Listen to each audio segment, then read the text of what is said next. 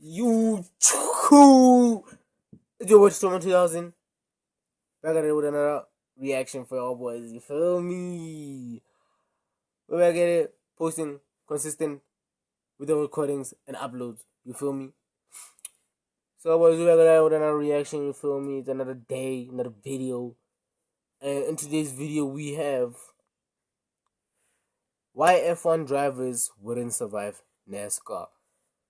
I won't lie to you. Between F1 and NASCAR, I don't know which one is more harder, which one is more complex, and why wouldn't F1 survive NASCAR?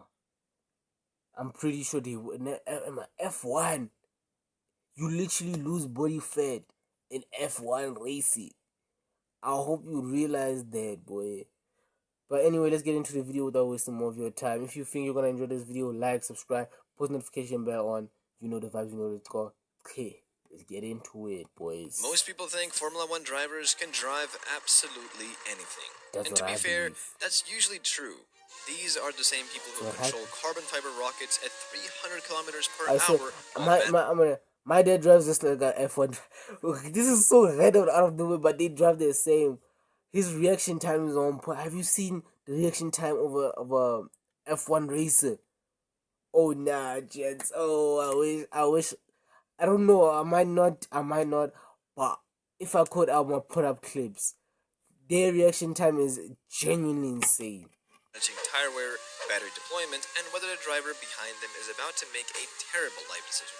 So, if anyone could dominate NASCAR, And their cars is surely like 10 it would be times Formula One lighter. drivers, right? They Well, gotta survive. not exactly, because while Formula One drivers are incredibly good at driving Formula One cars, NASCAR asks for a completely different set of skills. And if you drop an F1 driver directly into a NASCAR race tomorrow, they probably wouldn't win.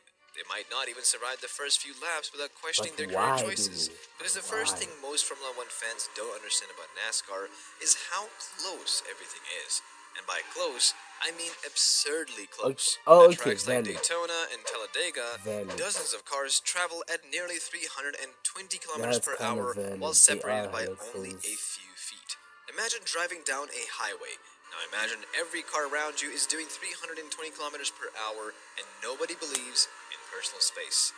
That's NASCAR. And surprisingly, this isn't even the scary part, because the second problem is contact. Contact is not an accident. In Formula One, contact is treated like a small disaster. Two cars. So you're telling me if I crash into the person in front of me, like they just say, alright, it's good, continue on. They just want us to die. They just want an accident. They just waiting for it to happen, bro. Touch, a front wing explodes. Several engineers immediately develop new stress-related conditions. F1 cars are incredibly fast, but they're also fragile. A tiny piece of damage can ruin an entire race. NASCAR works differently because NASCAR assumes contact is eventually going to happen. When 40 cars spend hours fighting for the same piece of asphalt, avoiding every bump becomes unrealistic. In Formula One, drivers learn how to avoid contact. In NASCAR, drivers learn how to survive it. And sometimes, how to use it. I wonder how. I get like they can dodge an accident, but how would they react to recovering from an accident? You feel, man, I don't think y'all are thinking on the same level as me. I don't think y'all are saying, because preventing a crash is having fast reflexes to avoid a crash, but recovering from a crash is you getting bumped from the back, and then you still save that shit. You don't spin out. You feel me? Like, boy, it's two different worlds. I get where he's coming from. Two different worlds. A driver can literally tap the car ahead of it to unsettle it. Imagine playing chess, except occasionally you're allowed to punch the opponent's king. That's basically NASCAR strategy, and this creates a serious problem for Formula One. I feel like that means NASCAR is more toxic, precision, and then F1 is more egotistic. Aggression. An F1 driver feels a small impact and thinks something has gone terribly wrong. A NASCAR driver feels a small impact and thinks, good, they're racing me. Even the mindset is different. Formula One drivers protect the car. NASCAR drivers expect the car. That's literally what I just said. Play that shit back. That's literally what I just said. two different personalities, two different ball games. I'm Could take on a few minutes. point, And if an bro. F1 driver expects everyone to follow Formula One etiquette, they're about to have a very educational afternoon. Because the next thing they'll Mm. discover is that NASCAR's most famous tracks are ovals, which sounds easy, right up until you try it. Now let's address the biggest misconception in motorsport. They just turn left. And technically that's true. In the same way Formula One Mm. drivers technically just turn a wheel. The statement is accurate, but it misses the point entirely. Because the challenge isn't the track, it's the traffic. On a road course, corners naturally spread cars apart. On an oval, the track constantly squeezes them together.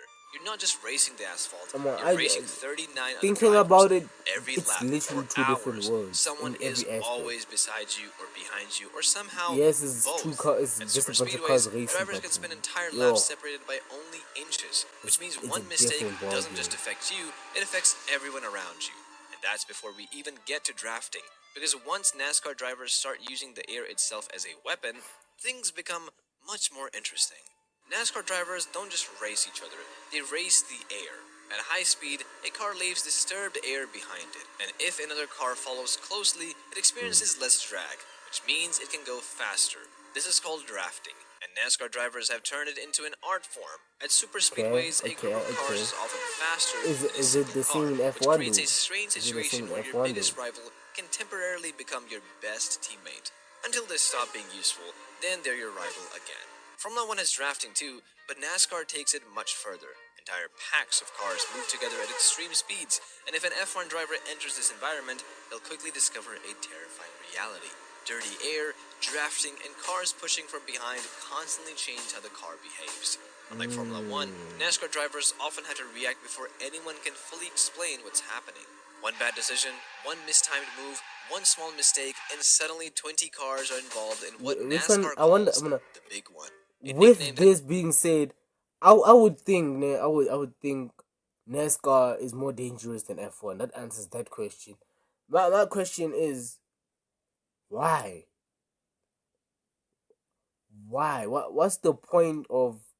Yes, it's okay. It's kind of fun and exciting to watch, but thinking about it, we're just putting a whole bunch of people in the cars and saying it's basically a race to a death.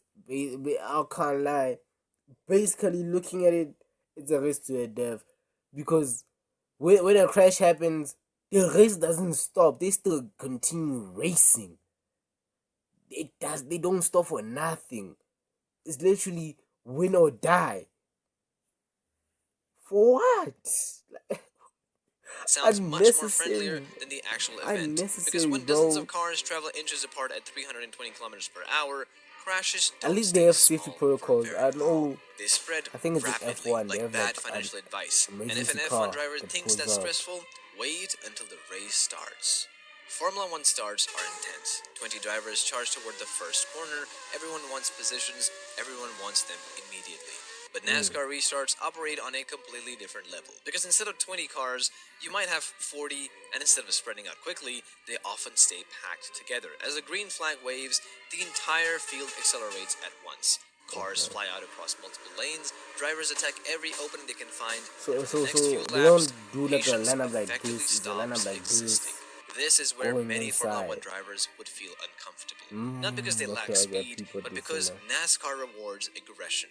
You can't wait for the perfect opportunity because somebody else will take it first. You can't hesitate because hesitation costs positions immediately. And you can't focus only on the car ahead. You need to know what's happening everywhere.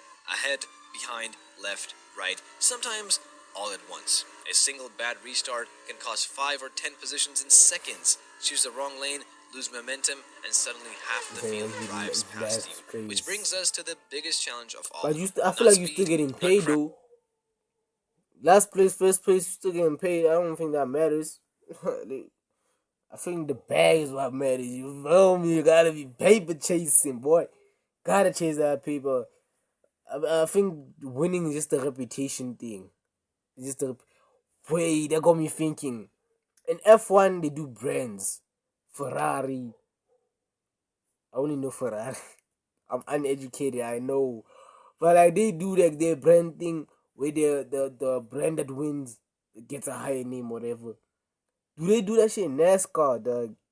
or it's just whatever. Because I've seen people even in South Africa build their own cars, their own racing cars, the body, the what. They build that shit themselves. It's not like a Ferrari. Oh, loud hood. It's not like F1 where Crashes, it's a uncertainty. brand or whatever. Formula One is built around precision. Teams analyze everything: fuel loads, tire wear, weather, brake temperatures. The goal Gotta be lying. It's not me, eh? It's not us, ne?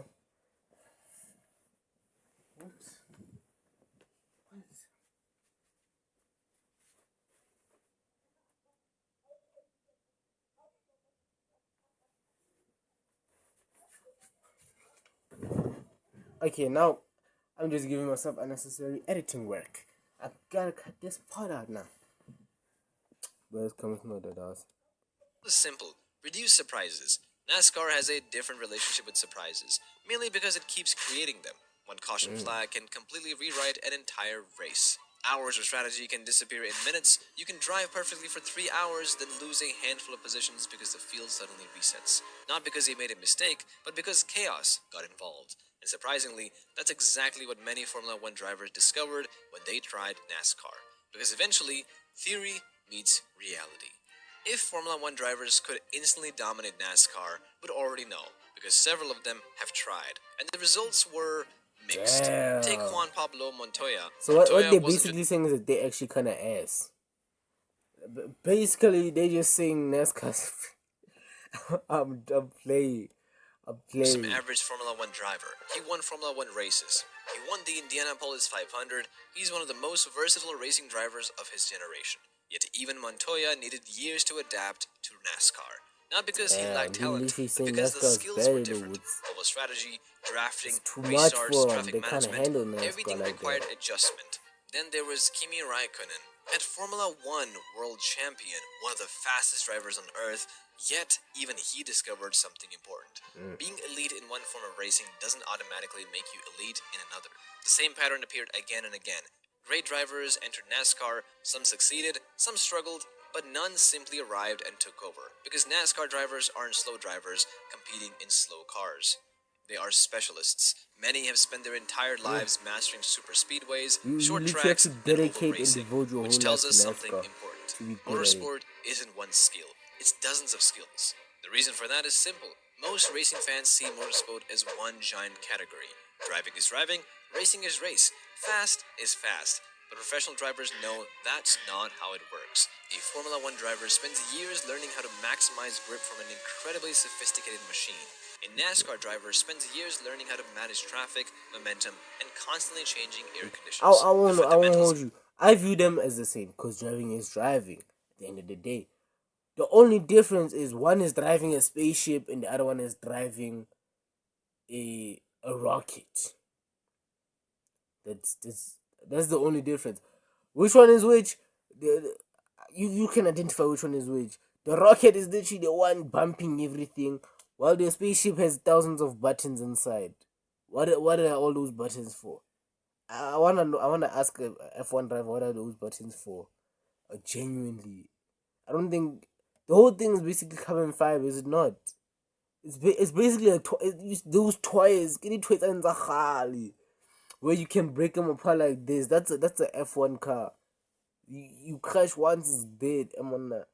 may be similar, It's but the driving. execution is It's completely still different. It's a driving. bit like comparing a fighter pilot and an air Are pilot. you could Both fly airplanes. that's not the same at all. Like, we can't compare.